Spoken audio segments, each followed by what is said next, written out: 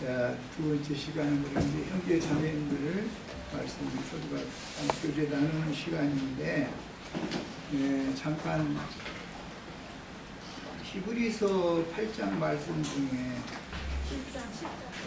7장 말씀 중에 예수는 영원히 계시다. 이게 이제 교계에서도 늘 많이 사용하는 그런 말인데, 예수가 영원히 계시다 그 말은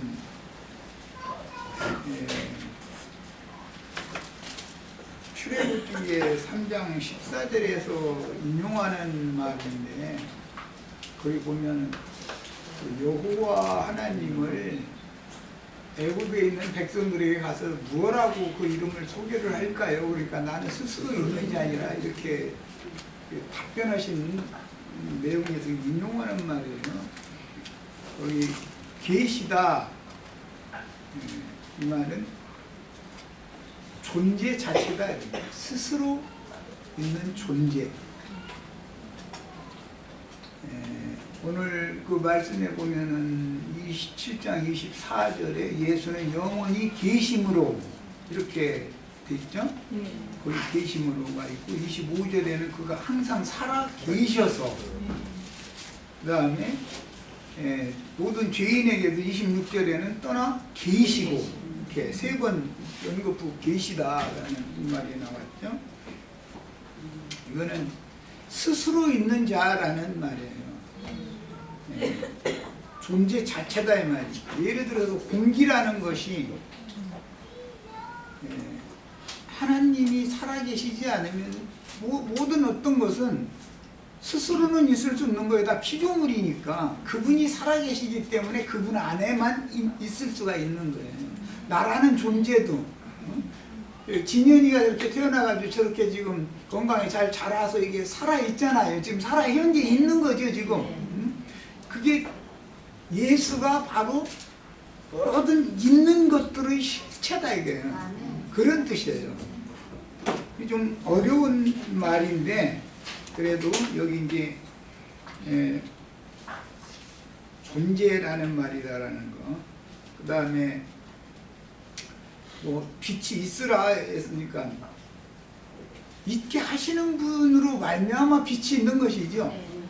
공기라는 것이 있게 하시는 분이 예수가 먼저 계셔야 스스로 계신 분이 있으라 하실 때 있을 수가 있는 거예요. 개념을 이제 이해를 하셔야 되겠어요. 여기 그래서 계심으로라는 말은 먼저는 장소적인 개념도 있으니까, 그때는 어떤 곳에 계시다, 우리와 함께 계시다, 그 다음에 이 가정에 함께 계실지어다, 임마누엘, 우리와 함께 계실 때 임마누엘 하나님이라고 그러죠. 그런 때 사용하는 거예요. 근데 그 다음에 또는 어떤 상황에도 함께 계시다, 이런 때에도 저런 때에도 그 다음에 관계성, 당신과 나 사이에 함께 계신다, 관계성, 이런 데 모두 거한다, 존재한다, 머문다, 그런 의미를 갖고 있어요. 그래서 너희는 내 안에 거하라, 내 안에 있지 아니하면 많은 열매를 맺을 수 없다. 거기 있다라고 할 때, 있지 아니하면 할 때, 그 다음에 무엇에게 나에게 붙어 있어야 된다, 있어야 된다, 있다, 그런 데 쓰는 그런 용어예요. 그러니까 굉장히 중요한 용어지, 여러 방면으로 사용될 수 있는 거죠. 이 계신다라는 용어. 그분만이, 예수만이 그런 존재다, 있게 할 수 있는 분이고 있는 스스로 계신 분이다, 그런 뜻에서 쓰는 말이에요. 그 다음에 오늘 표현이 좀 어려운 말이 나왔는데, 예수님이 구속을 이룬 다음에 승천을 하셨을 때는 하늘보다 높이 되셨다, 이렇게 표현이 되었죠. 몇 절이지? 26절에 더러움이 없고 죄인에게서 떠나 계시고 하늘보다 높이 계시니라. 이런 말은 창공 하늘을 생각하시면 안 되고, 하늘이 두 하늘이 있다는 걸 지금 말하는데 목적이 있는 거예요. 히브리서는 히브리서가 지금 말하고자 하는 것은 하늘이 두 하늘이 있는 거예요. 먼저는 처음 하늘 구약시대에도 하늘은 하나님과 동격이기 때문에 가장 높은 분이라는 것을 말할 때는 하늘 두려운 줄 알아야 돼. 그 말은 하나님을 두려워해라. 그 말을 말하는 거죠. 예, 처음 하늘보다 나중 하늘인데 이것은 새 하늘이라고 그래요. 높이 되신 예수님은 여호와보다, 구약의 여호와는 하늘이죠. 처음 하늘이에요. 그 하늘보다 예수는 더 높이 되신 분이다. 더 높은 분이다. 이런 말이에요. 이게 구약 시대의 하나님이 더 오늘날 많은 사람들은 여호와 증인들 특히 여호와는 막 어마어마하게 높은 분이고 예수님은 그 다음이라고 생각하는데 반대로 생각하는 거예요. 지금 여호와 그 처음 하늘보다 나중 하늘이, 새 하늘이 훨씬 더 높은 분이다라는 걸 말하는 거예요. 지위 신분에 있어서 위험에 있어서 그렇다는 거예요. 이런 말을 그 여호와 증인들한테 하늘보다 높이 되신 분, 당신들은 여호와를 하늘로 받들지 않냐 지금. 그런데 예수는 그 하늘보다도 더 높이 되셨다는데 당신들이 섬기는 그 하나님보다 예수님이 더 높은 분인데 어떻게 생각하느냐 한번 질문 한번 해보세요. 무슨 답변이 나올지. 뭐 여러 가지 답변은 나오겠지만 그런 개념을 잘 아셔야 돼요. 원래 이제 하늘이라는 용어는 창세기 1장 1절 태초에 하나님이 천지를 창조하셨다 할 때 그 하라고 하는 관사가 있고 샤마임이라는 쌍수라는 말 들어보셨죠? 하늘들, 그것은 하나님의 임재처소라는 개념이다. 그래서 예수님의 영과 예수님의 마음, 영과 혼, 양면을 말한다 이거예요. 이게 그 하늘들 하샤마임이라고 하는 단어를 신학의 용어 헬라어로 번역을 한 거, 이게 관사가 붙은 그 우라노스예요. 그래서 영문으로는 이것은 더 스카이라고 번역을 하지 않고, 스카이라는 말은 창중이라는 말이잖아요. 공중, 헤븐스라고 그래요. 더 헤븐스라고 그래요. 그게 천국 할 때 사용하는 말이에요. 하늘들의 왕국이다 할 때 그것은 하나님의 임재처소라는 개념이란 말이에요. 여기 말하는. 그러니까 하나님의 임재처소는 하나님과 동격이었다. 하늘은 나의 보좌에 오를 때 이사야 선지자 그렇게 말하죠. 그것은 실제로는 예수님의 영이 더 높은 참 하늘인 것이지. 그래서 이제 이 히브리서 9장 24절에 가면 그 하늘, 참 하늘이라는 말이 여기에서 근거해서 나오는 말이에요. 이게 우리는 어떤 그 용어 사용을 이제 성경이 할 때 성경이 말하고자 하는 의도를 정확하게 알고 누구에게 전도를 할 때도 이런 것들 정확하게 사용할 줄 알아야 돼요. 그 하샤마임이라는 단어를 우라노스라는 용어로 표현을 했는데 이것은 일반적인 어떤 이런 창궁 하늘을 말하는 것이 아니라 쌍수의 하늘 개념으로서 하나님의 임재처소라는 뜻이기 때문에 예수님의 영과 예수님의 마음이 하나님의 임재처소다 이거예요. 이제 부활 승천하셨을 때는 몸까지도 영혼 몸 전체가 온전케 되셨으니까 구약의 하나님은 그냥 하늘에만 계셨잖아요. 사람을 입고 오셔서 영혼 몸 전체가 완전한 신이 됐기 때문에 더 높은 하늘, 이렇게 하늘보다도 더 높이 드신 분, 이렇게 표현한 거예요. 구약의 여호와 하나님은 높은 분이지만 구속하신 하나님이 아니잖아요. 그런 그 개념을 이해를 잘 하셔야 되겠어요. 이것을 아까 시간에 하려고 했다가 지금 아까 시간에 시끄럽고 혼잡하니까 지금 한 건데 이 정리를 꼭 잘 하셔야 됩니다. 하늘보다 더 높이 되신 분이다 라는 말이 굉장히 어려운 말이죠. 교계에서의 그 상상적으로 하늘을 생각하는 사람들의 개념으로는 그럼 그 하늘보다 더 높은 하늘은 그럼 하늘 너머에 또 하늘이 있다는 말이구나, 이렇게 지금 기독교계는 생각하는 거잖아요. 그래서 천당 간다라고 말하면 이런 별 세계 넘어 북극성 넘어 어디 간다 이렇게 그래서 그렇게 생각하는 거예요.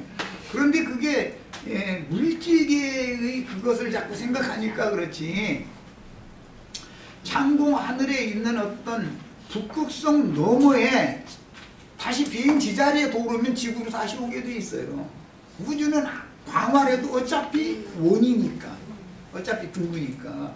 이런 걸 생각하면 내가 이제 이런 걸 이해시키느라고 고속 비행기 만들어 가지고 달나라에 가는데, 달나라에서 지구로 돌아올 때는 하늘로 올라가는 것이지 달 속으로 파고 들어가는 건 아니지 않냐. 그러니까 어떤 별들과 별들 사이의 모든 공간은 창공이고, 여기에서 보면 저기가 하늘이고 저기에서 여기를 보면 여기가 하늘이다. 지구도 하늘에 떠 있는 거단 말이에요. 예, 이게 그런 물질적인 개념의 폭을 좀 넓혀라. 내가 이제 이런 얘기를 가끔 하는데, 그러면 처음에는 이해가 잘 안 되다가 한참 생각해 보면은 이해가 되죠. 그런 물질계의 이런 그 창공 하늘에 많은 별들이 이런 게 있지만, 밖에 있는 우주가 예수님보다 더 큰 거는 아니다라는 거에 대해서 지금 이제 개념 정리를 해야 돼요. 예수 안에서 우주 만물이 창조가 된 거니까. 그런데 그 예수님이 형제자매님들의 안에 들어오셨으면 형제자매님들이 더 크죠. 이게 복음이단 말이에요. 예, 불교인들은 어느 정도 깨달았기 때문에 밖에 있는 이런 우주는 대우주고 나는 작다고 생각하니까 나는 사람은 소우주다 이렇게 말해요. 그런데 가장 큰 게 사람의 구속한 사람들의 영혼이 가장 큰 거예요. 광활한 거예요. 이런 개념 정리를 잘 하셔야 되겠어요. 이것을 알아야만 이제 이 성경이 말하는 진리를 바르게 할 수 있어요. 처음 하늘보다 새 하늘이 훨씬 더 높이 되신 하늘이다. 예수님도 왜? 처음 하늘은 구속하신 하나님의 임재 처소가 아니었기 때문에. 그러나 새 하늘은 구속하신 새 창조 하나님의 하늘이다. 그래서 이게 새 하늘이라는 건 새 영이 되어진 사람들이잖아요. 또 새 마음이 되어진 사람들이잖아요. 형제 자매님들의 영과 마음에 주님의 임재 처소가 되어야 되는 거예요. 이것이 지금 대제사장이 되신 예수님이 승천하셨다라는 뜻이에요. 승천했다면 창공 어디로 간 생각하지 말고 내 안에 들어오신 것을 말한다는 거예요. 성경이라는 거. 이게 아주 기초적인 진리인 거예요. 네, 여기까지 하고 우리 형제 자매님들한테 이제 시간을 드립니다. 20장에 이 맹세라는 것은 아까 말씀드린 대로 자매님 하는 대로 오르코모시아라고 해서 이게 딱 이 성경에서 딱 한 번 쓴 단어예요. 여기가 이 단어는 뭐냐면 22절과 연결되는 거예요. 그러니까 뭐냐면 이 맹세로 없이 된 자는 레이 지파, 즉 아론 지파들이 맹세 없이 된 거예요. 맹세 없이 된 거고, 맹세 있게 된 자가 바로 멜기세덱의 반차에 든 자들은 다 이렇게 아버지의 맹세로 된 자들이에요. 그래서 이 맹세란 거는 큰 자가 작은 자를 위해서 맹세해 주는 것이 이제 하나님의 어떤 맹세가 되는 건데, 세상은 항상 보면 작은 자가 큰 자한테 가서 막 맹세를 가지고 그죠. 이 거꾸로 행하거든요. 근데 그런 맹세라는 것은 사실은 이제 허언으로 끝나는 게 너무 많지만, 큰 자가 작은 자에게 하는 맹세는 이루어진 이미 보정된 거예요. 그러니까 때가 되면 이제 딱 사주는 거죠. 내가 만약에 아버지가 아들에게 자전거도 사줄게 하는데, 네가 좀만 크면, 너 지금 자전거 2발짜리 는 못 타는데 네가 좀 커서 탈 수 있을 때 내가 사줄게 하면, 이거는 언제든지 사줄 수 있는 거죠. 아버지가 자전거 한 대는. 그런 거와 매 마찬가지로 큰 자가 작은 자에게 해주는 게 이 맹세인데, 이거는 밑에 좋은 언약이라는 게 이게 이제 디아데케예요. 디아데케인데 이 언약은 뭐냐면, 아브라함이 하나님과 맹세를 할 때 이게 짐승들을 이렇게 가르죠. 다 갈라가지고 15장인가 보면은 갈라놓고 제사를 지내죠. 그래서 이 언약과 여기 맹세라는 거는 바로 뭐냐면 목숨을 걸고 하는 거예요. 그래서 이 목숨을 걸고 한 것이기 때문에 여기에 맹세는 어디에서 온 거냐면, 마태복음 26장 28절인가 보면은 내 피는 언약의 피다, 그렇게 이야기를 해요. 그래서 그것이 이렇게 연결돼서 그러니까 주님이 목숨으로서 이루어지는 것이기 때문에 이게 이제 더 좋은 언약이 되는 것이고 그걸 이렇게 말씀하시는 거고 그게 또 25절하고도 연결이 돼요. 그 자기를 힘입어 이렇게 되어 있는데 여기는 힘입어라는 거는 사실은 디아라고 그래서 자기를 통해서만 하나님께 나아가는 자에게는 구원이 보증되는 것이 다른 걸 통해서 내가 하나님께 나아가겠다라고 하는 거는 보증이 안 되는 거예요. 여기서 말하는 게. 그래서 여기서도 이제 자기를 힘입으라는 것도 나를 통해서라고 이렇게 이제 그 이해를 하면 될 것 같고 요거는 요한복음 14장 16절에 나는 길이요 생명 내가 뭡니까? 나는 길이요 진리요 생명이라고 그러죠. 그죠? 그 말씀을 이렇게 이쪽에 끌고 와서 이렇게 말씀을 하시는 거고, 그래서 이 맹세가 바로 이제 28장에 보면은 율법 후에 하신 맹세 있죠.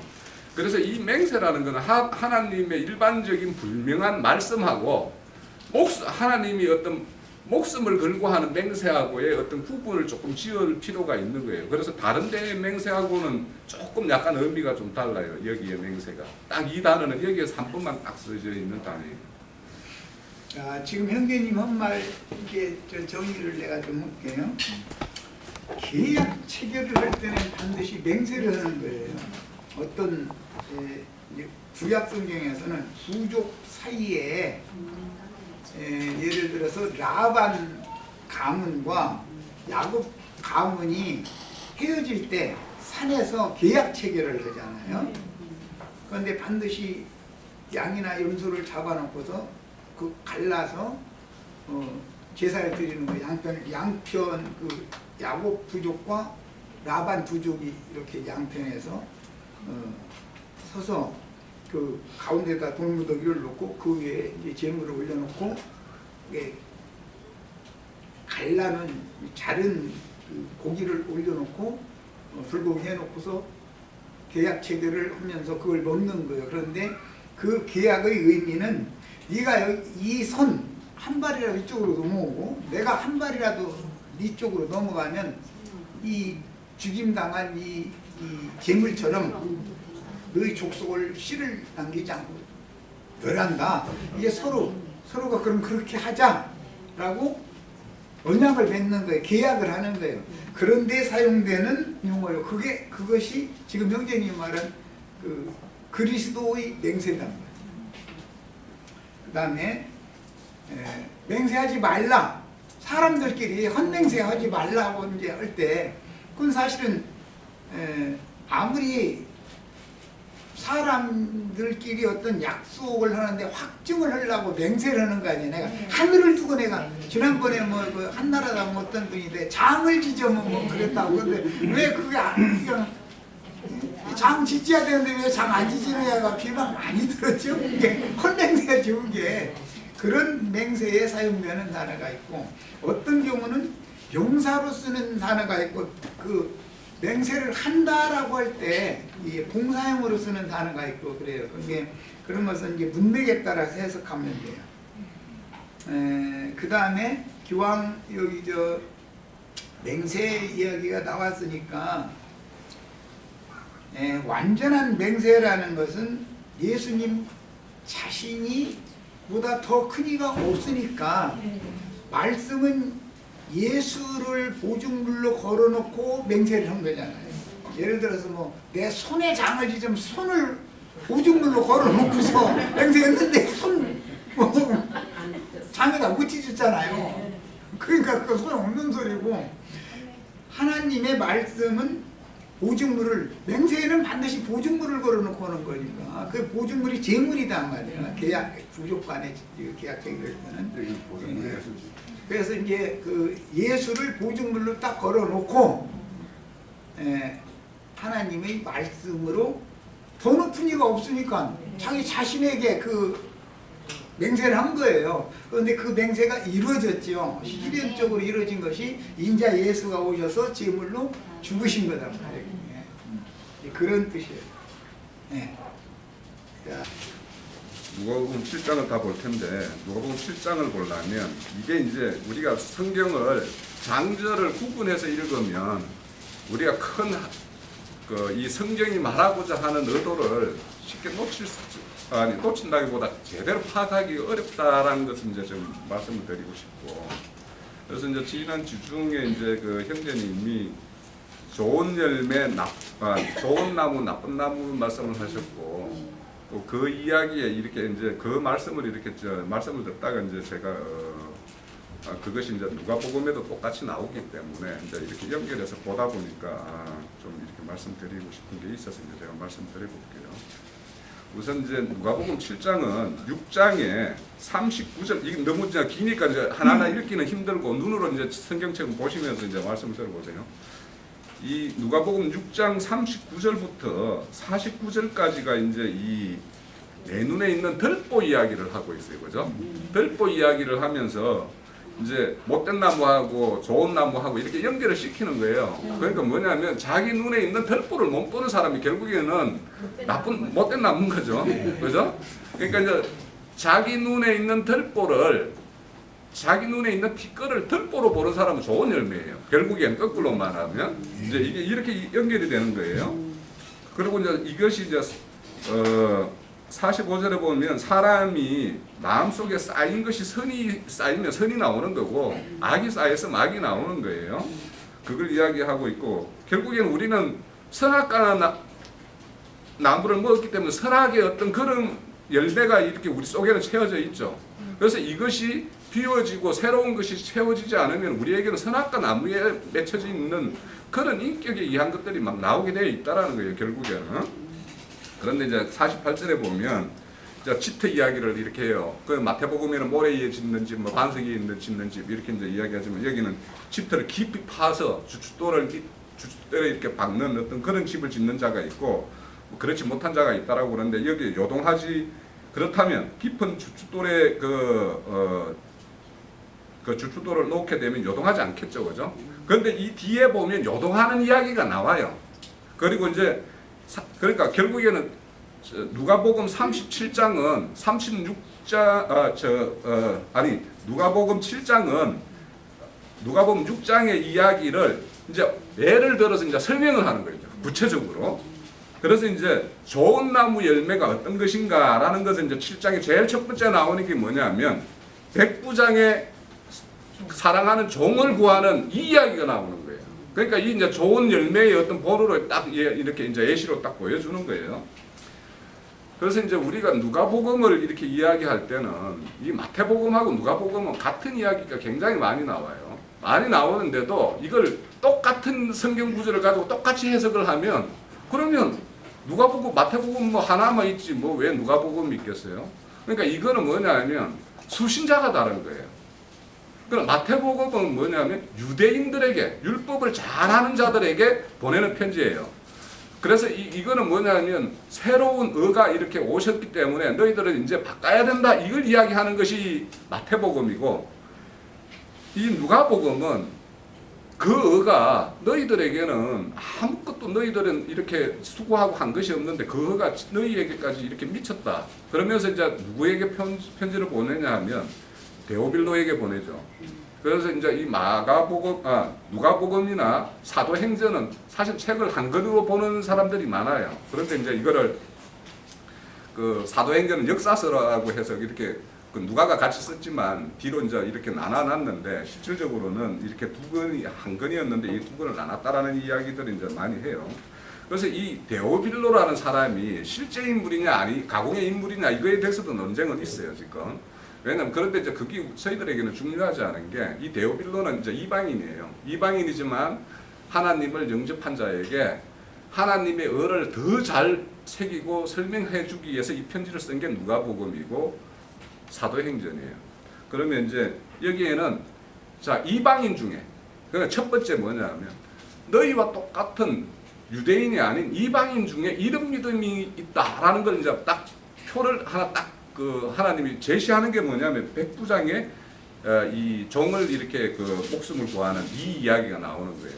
그런데 이제 이 이야기에 보면 이 백부장의 이야기가 좀 이렇게 이야기를 전체 읽어보면 좀 달라요. 뭐냐면 자기가 직접 와가지고 예수님 앞에 와서 막 이렇게 제 종을 사랑하는 종이 있는데 이 종을 좀 목숨을 구해 주십시오 이렇게 구하는 게 아니고 처음에는 유대인의 장로 몇 사람을 보내요, 그죠? 3절에 보면. 그리고 또 이제 뒤에 가면 또 예수님 이제 자기 그 집으로 이렇게 항하에 오니까 자기 버철 하나 보내요. 6절에 보면 버철 대신 보내가지고 자, 우리 집에 들어오는 것을 내가 감당하지 못하겠다. 그러니까 말씀만 하세요. 이렇게 하는 어떤 그런 이제 이 백부장을 보고 주님이 너의 믿음이 크다. 뭐 이렇게 해서 칭찬하는 어떤 그런 이야기를 이렇게 매듭을 해요. 근데 이제 여기에서 우리가 눈여겨봐야 될 거는 뭐냐면 사랑하는 종이에요, 종. 이 시대의 종이라는 거는 주인의 어떤 재산 목록과 같이 이렇게 뭐 동석할 수 있는 것도 없어요. 왜 예수님의 어떤 말씀 중에서 종이 어디 밖에 가서 수고하고 왔는데 야, 종 보고 너 나하고 마주 앉아서 상에서 밥 먹어라 이런 말을 하는 주인이 어디 있냐? 막 이런 말씀 하시죠. 예? 밥 먹을 동안 너 옆에서 서서 수종 들고 뭐 이렇게 그렇게 하라고 하는 거죠. 그런 어떤 시대의 삶인데 지금 종을 뭐냐면 사랑하는 종이라고 해서 이 차별을 없는 그러니까 사람과 사람의 차별을 가지지 않는 백부장을 딱 등장시키는 거예요. 그러면 여기에는 딱 뭐가 대비가 되죠?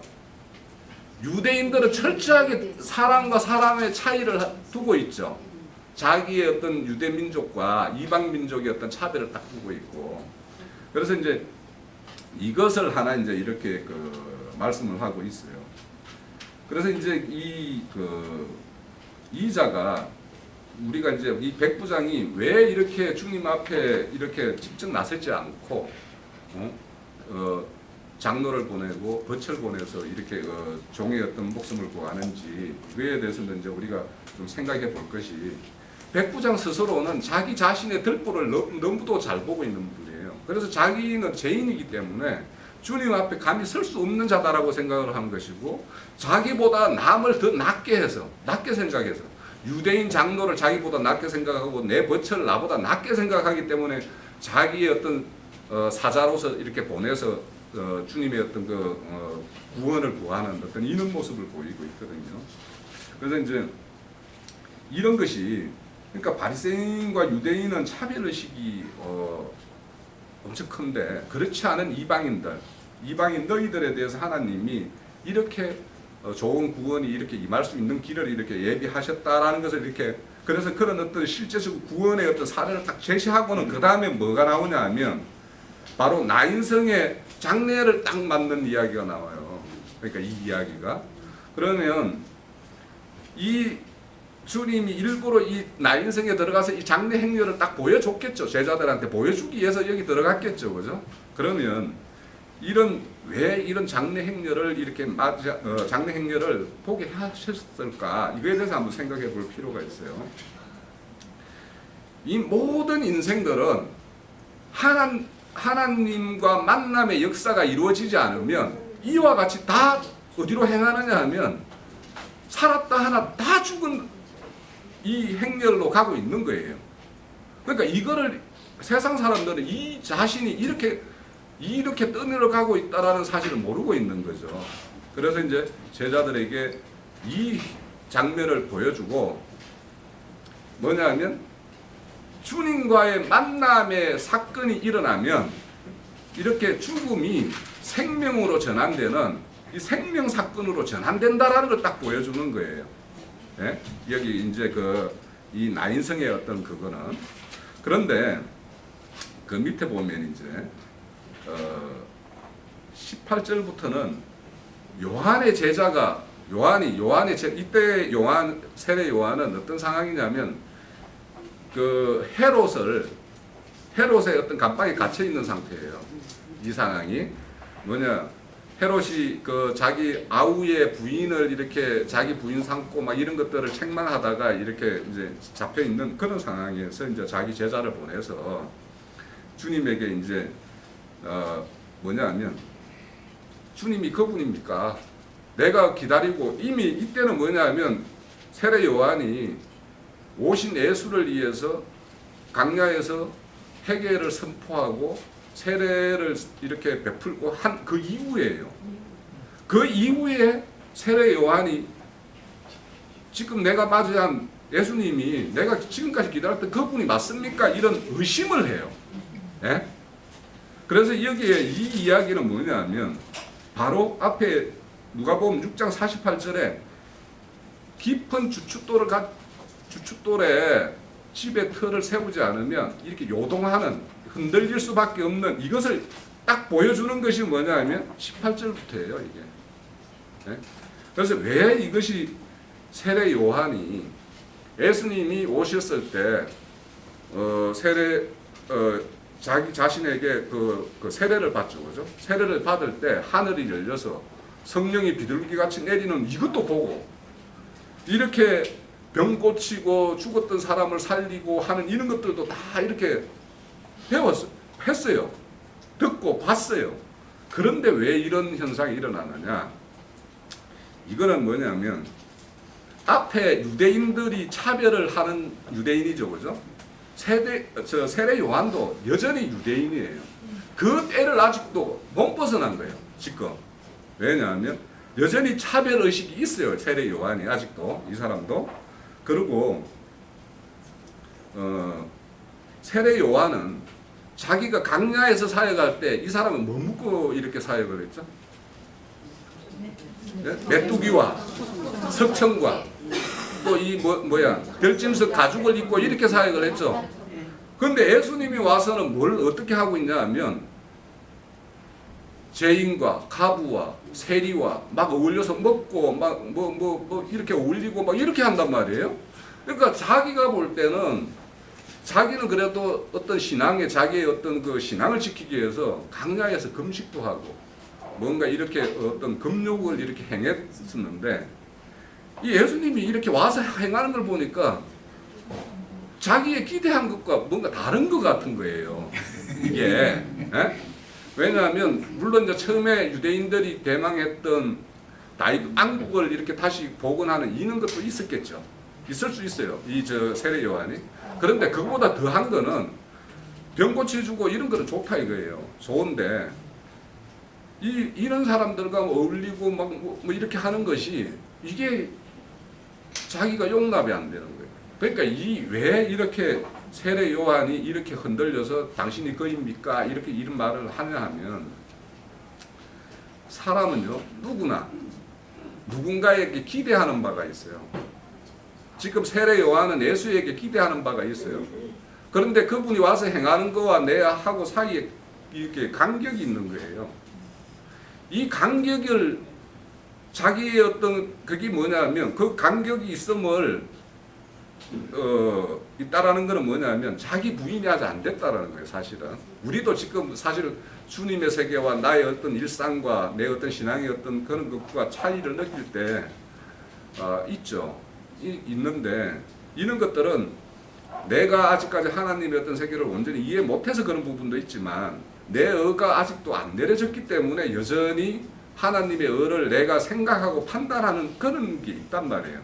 그래서 여기에 지금 세례 요한은 이렇게 맞습니까? 이렇게 이야기를 하는 거예요. 그 좋은 예로 보면 자 33절에 보면 7장 33절에 보면 세례 요한이 와서 떡도 먹지 아니하고 포도주도 마시지 아니하며 너희 말이 귀신이 들렸다 하더니 인자는 와서 먹고 마시면 너희 말이 보라 먹기를 탐하고 포도주를 즐기는 사람이요 세리와 죄인을 친구로 하니라. 그러니까 이거는 어떤 말을 하냐면 지금 유대인들이 와가지고 이제 이렇게 예수님에게는 먹는다고 타박하고 세례 요한은 강야에서 막 금식한다고 타박하는 거예요. 그래서 이제 바리새인들이나 이런 서기관들은 자기들이 예루살렘에서 하는 이것이 가장 좋다라고 말을 하는 거예요. 그런데 이제 예수님이 그 재미있는 비유를 해요. 32절에 보면 장터 아이들의 비유를 이렇게 이제 내가 이들을 이렇게 위에 그 24절에서부터 28절까지 너희들이 그러면 뭐냐면 세례 요한의 제자들이 와서 그렇게 묻는 거에 대해서 예수님은 대답은 뭘로 하냐면 22절에 보면 내가 지금까지 행한 걸 그대로 이야기해 주라는 말만 하지 다른 말을 안 하고 그냥 제자를 보내요.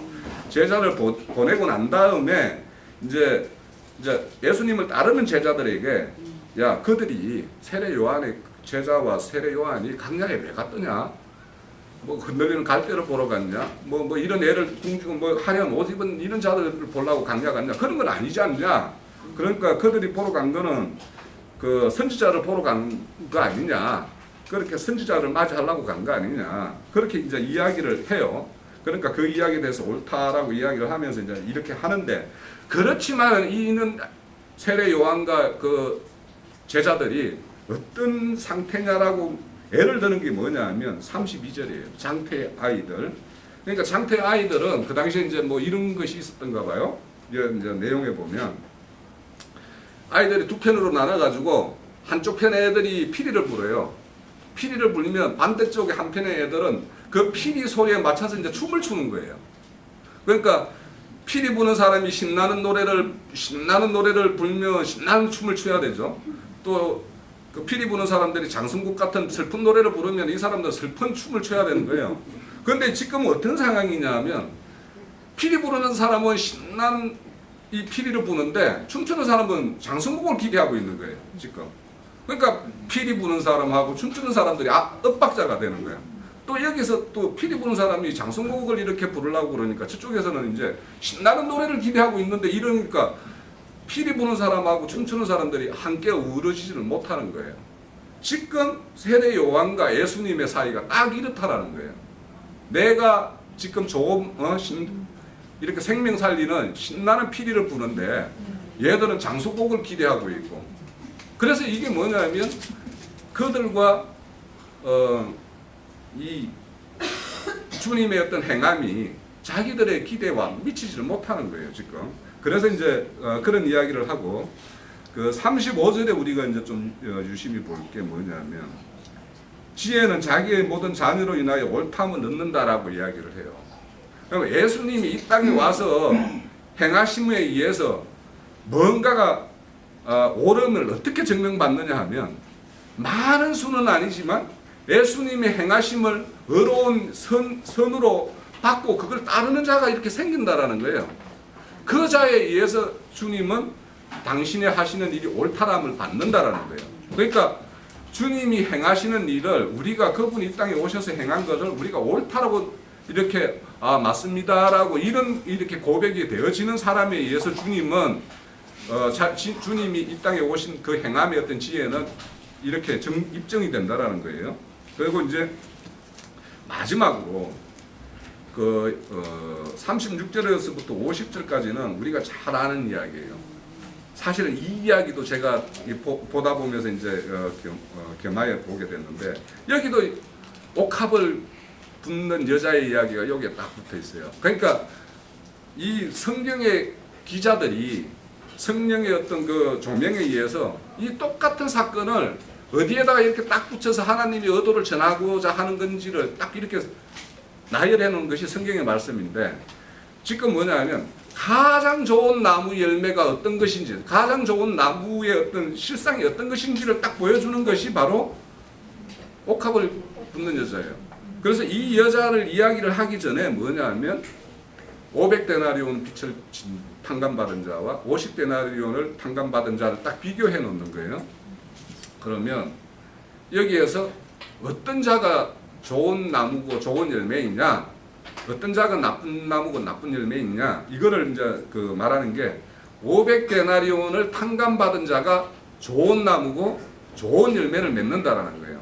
그래서 그 500데나리온의 빛을 탕감받은 자가 행하는 것이 뭐냐 하면 바로 밑에 주님이 오셨을 때 유대인의 어떤 바리새인이라고 그러죠. 시몬은 이 시몬은 물도 주지 않았고, 예? 그런데 이 여자는 눈물로서 발을 씻겼고요. 또 이 여자는 발에다 입 맞췄는데 유대인은 그 시몬은 입에도 입 맞추지 않았다. 그리고 너희는 감람유도 안 부었는데 이 여자는 향유도 부었다. 이렇게 비교를 해요. 그러니까 결국에는 좋은 나무와 나쁜 나무는 이렇게 이방인 중에서 이렇게 좋은 나무들이 있다라는 걸 데오빌로에게 이야기해 주는 거고 오늘날 우리에게도 이렇게 이야기해 주는 것이 이제 이 누가복음의 7장이에요. 이게 8장도 이렇게 연결돼요. 내용이 보면.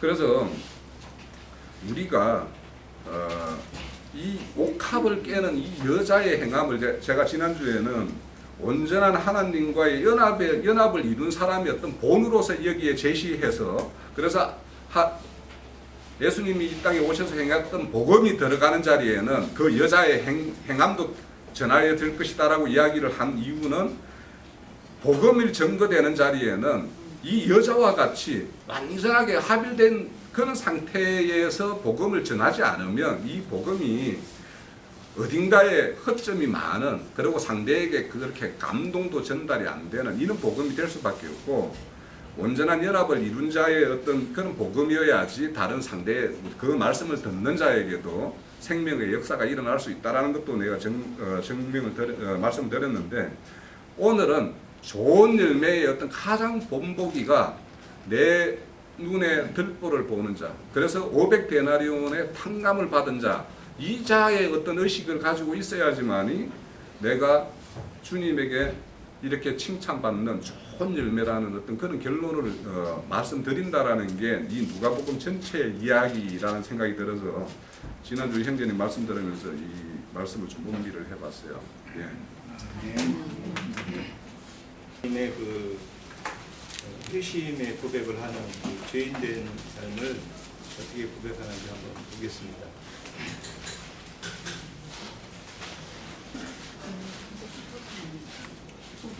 1장 15절을 보겠습니다. 그리고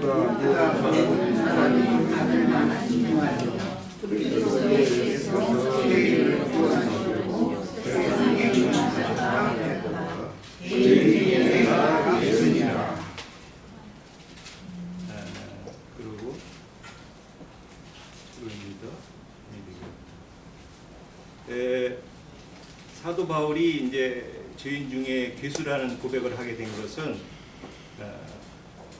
종교 생활할 때 그 본인이 의롭다고 했는데 의롭게 해서 그 의로 예수님을 대적하고 예수님 믿는 사람들을 이렇게 박해했던 그런 것을 회상하면서 본인이 이제 죄인 중에 괴수다는 그런 고백을 하면서 우리 아까 누가복음 그 15절에 있던 그 이제 죄인 내 죄를 믿음으로 이제 사함 받았느니라 하는 그 말씀하고 연결해서 우리가 생각해 볼 때 우리가 세상에서의 그 양심적인 그런 그 것에 해방받는 게 바로 신앙 양심을 회복되는 신앙 양심이 회복됨으로 해서 어떤 그 세상에서 살아가는 그런 자유함을 얻는 그런 그 동기가 되는 시발점이 되는 그런 주님께서 하시는 말씀으로 제가 이해합니다. 그래서 우리 종교에 있는 사람들은 세상 양심을 지키려고 그렇게 노력을 하게 돼 있어요. 네. 세상 양심이라는 것은 우리가 육을 갖고 있는 한은 지킬 수 없다는 그런 것이 기본적으로 우리가 여기 내재되어 있는 것인데 육을 갖고 있는 사람이 세상 양심을 계속 지키려고 할수록 자기의 표리부동한 이런 그 내면의 세계를 늘 인지하고 이해할 수밖에 없는 그런 어떤 얽매여지는 그런 자기 상황을 늘 발견하게 된다는 것이죠. 그런데 이것에 대한 해방을 받을 수 있는 길은 신앙 양심이 회복되는 것을 말하는 거거든요. 신앙 양심이 회복이 되면은 자연스럽게 어떤 그런 세상 양심에서 양심을 지키고자 하는 것에 자유를 받게 돼 있어요. 그리고 오늘날 기독교인들이 늘 그 정죄받고 자기가 그 살아가는 데서 그게 늘 어떤 양심의 침해를 받는 것이 신앙 양심이 회복되질 않기 때문에 이것에 늘 정죄함을 받게 돼 있는 그런 구조로 되어 있습니다. 그래서 우리는 내가 죄인 중에 괴수라는 그 바울 사도의 고백을 통해서 육성에 갖고 있는 이 죄성을 인정해야 우리가 살아있는 동안은 이 죄로부터 해방받을 수 없다는 이 육성을 인정을 하고 나야 신앙 양심이 회복됨으로 해서 육성의 이 죄를 해방을 받는다는 것이죠. 역으로. 그래서 오늘날 그 종교인들은 항상 세상의 의를 구하고 세상의 양심을 지키려고 이렇게 늘 가르치는 거예요. 예, 이 부분을 잘 명쾌하게 이해하면은 신앙 양심, 옳은 신앙생활을 하면은 우리가 이 유기의 참소를 받지 않는다는 거죠. 이런 부분의 이해가 오늘 그 주님이 하신 내 죄를 해방했느니라 믿음으로 너는 자유케 되는다 하는 그런 의미를 한번 이해해봤습니다.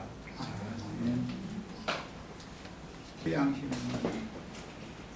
혼적인 사람의 양심이기 때문에 대부분 육신의 일을 추구하면서 자기 자신의 잣대를 가지고 남을 쉽게 정죄하고 판단하는 말을 너무 쉽게 내뱉는 그런 경향이 있어서 알 수 있고,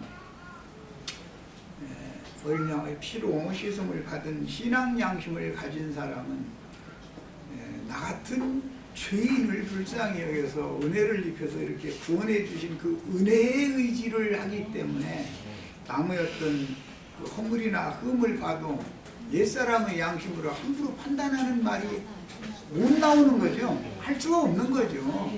자기 자신을 자꾸 들여다보니까 대신 불쌍히 여겨달라고 주님 앞에 가서 나 같은, 나보다는 현상적으로 보면 저분이 더 나은데 내가 볼 때는 그것도 정지혜가 자꾸 나오는데 나는 저 사람보다도 훨씬 못했는데도 구원을 하셨지 않는가. 주님께서 그를 불쌍히 여겨주시고 그에게도 은혜가 필요합니다. 이렇게 부탁하는 사람은 오늘 이제 저 홍영재님 증거한 것처럼 참 좋은 열매가 된 사람이죠. 그런데 자신을 볼 수 없는 사람은 뭐 이것저것 가릴 것 없어. 그냥 판단이 아주 0.0001초도 안 걸려. 그냥 딱 나고 그 사람이 말이에요. 그래서야 쓰냐 뭐 이게 그게 나오죠. 그런데 그게 그래서는 안 되는 줄을 아는데 마음은 그렇게 안 하려고 그랬는데 어떻게 그냥 살다 보니까 이렇게 된 거예요 지금. 그렇지 않은 인간이 어디가 있어. 이게 정말 참 자기를 부인한다는 게 신기하지. 누가 그렇게 하고 싶은 사람이 누가 있어. 나 오늘부터 도둑질하면서 살 거야 이러고 막 계획돼서 도둑질하는 사람이 그 무슨 그런 경우는 없잖아요. 나름으로는 내가 정직하게 깨끗하게 살겠다고 열심히 살았는데 그게 어떻게 하다 보니까 그게 마음 따로 몸 따로 이렇게 된 거지. 그 하나님이 사람을 그렇게 약한 존재로 지어놓고 나서 죄에 빠지게 해놓고 나서 구원을 해줘야 이 은혜가 크고 이 구원이 이같이 큰 구원이라는 말이 이해가 되지. 그냥 자기가 그래도 나는 저 사람보다는 나 그래도 사람이 나는 그 정도는 아니지 뭐 이렇게 되면 이 사람 쫙 운정해가지고 거듭나무까지 이 사람은 예수 믿기 어렵습니다. 이게 세상 사람들이 볼 때는 힘이 없는 사람일수록 예수 믿기가 어려운 거예요. 세상 사람들이 볼 때 난 그 인간하고는 상종 안 해. 이런 사람이 돼야 구원을 받기가 더 쉽다는 거거든. 그게 참 역설적인 얘기죠. 여기까지서 마치겠습니다.